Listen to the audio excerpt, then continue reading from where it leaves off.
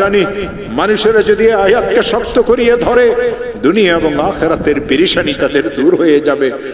তিনি তার কিতাবে আমল শিখাইছেন, কোন মুসলমান যদি ঋণগ্রস্ত হয়, এত ঋণ হয়ে গেছে, আদায়ের কোনো ব্যবস্থা নাই, খেতে ফসল হয় না, দোকানটা অচল হয়ে গেছে, ছেলেটা বিদেশে গিয়ে ফাঁসিয়ে গেছে, থাকতেও পারে না, আসতেও পারে না, 2-3টা মেয়ে ঘরে উপযুক্ত, কারো বিবাহ হয় না, একটা মেয়েকে বিবাহ দিয়েছিল, তালাক নিয়ে মেয়েটা ঘরে চলে আসছে, ছেলেটা খারাপ ছেলেদের সাথে মিশিয়ে মদ জুয়ার উদ্ভস্ত হয়ে গেছে।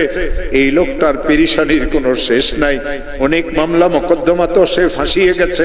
হযরত মুজাদ্দিদ আল ফিসানি বলেন, কঠিন থেকে কঠিন বিপদগ্রস্ত মুসলমান যদি ইশারের নামাজের পরে তাসবিহ হাতে নিয়ে যেই দরুদ শরীফ পড়তে জানে 100 বার দরুদ শরীফ পড়বে।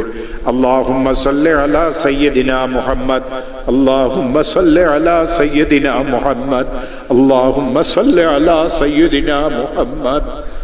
আর 499 বার পড়বে লা হাওলা ওয়ালা কুওয়াতা ইল্লা বিল্লাহ, একবার পড়বে লা হাওলা ওয়ালা কুওয়াতা ইল্লা বিল্লাহিল আলিয়্যিল আযীম, আবার 100 বার দরুদ শরীফ পড়বে।